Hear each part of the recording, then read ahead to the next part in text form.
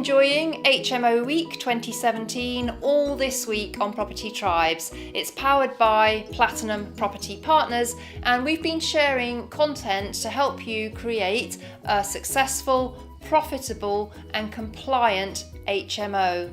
Now, recently I've certainly seen a trend towards larger HMOs, sometimes 20 or 30 rooms, but today it's the smaller HMO we're going to focus on and the benefits of owning one of those. So we're talking 4 to 6 bedrooms, and PPP partner Ed Bembridge is sharing his experience of those.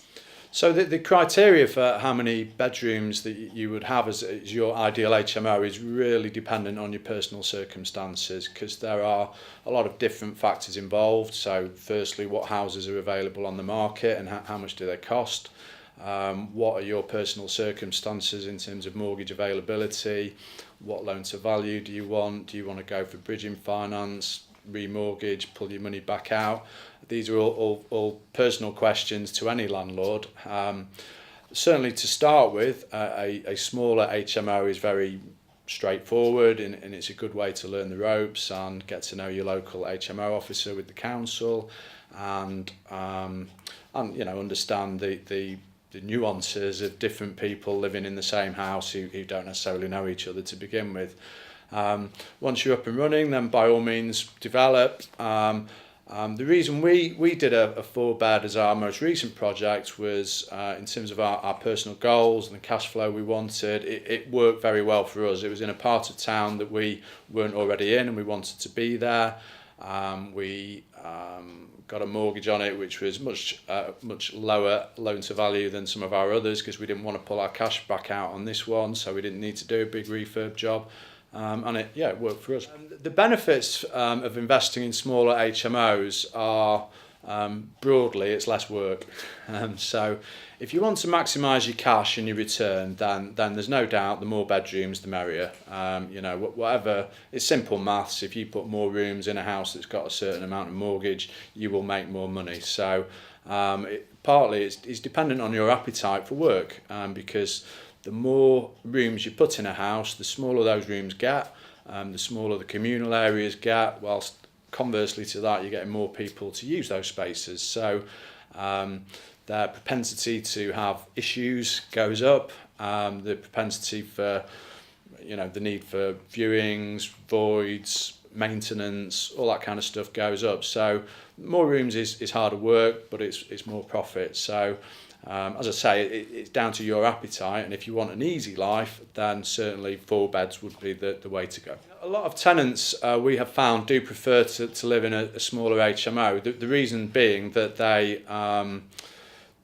get a larger room than probably otherwise would be the case, but more importantly, they get a larger living area. So our HMOs are all very social, so we don't have houses where people spend their lives sat in their rooms. They spend it in the communal areas, having a drink, watching telly and doing social kind of things. So in a smaller HMO, we haven't converted the lounge into 3 bedrooms. It's still a nice big lounge where they can sit and do that kind of thing. So viewings are easier, it's easier to sell the rooms, and people do like it. Costs involved in setting up an HMO are certainly room dependent. So if you are converting a family home that might have 3 or 4 bedrooms into 6 or 7, then you've certainly got a lot of building work to be done. At the very least, partitions and plumbing and ensuite bathrooms, possibly extensions and major building work. If you are doing a smaller HMO, then obviously you don't have those costs.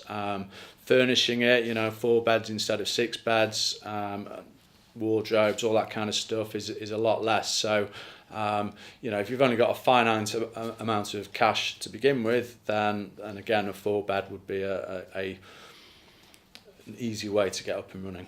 The right answer of what size HMO you have and how many of them that you have is really an individual question. Everyone has a different skill set. If you're going to be the one managing those properties, then there's nothing wrong with having a 20-bed HMO, as long as you are prepared for everything that goes with that in terms of managing it. and I think you'd have to spend a lot of money maintaining it, because part of what makes it easy is having a really good standard of property, and that's going to be a lot harder. For me, our journey was really good, starting with a 4 and then doing some really big projects on the 6s with 2-storey extensions and all that kind of thing. And we're happy now to do a 4. Would we do a big one again? Possibly in the future. We wouldn't rule it out, but I think for anybody thinking about entering into the HMO market, they really need to think about how they want to manage it from an ongoing basis, not just how to start it out, because that actually is the easy bit.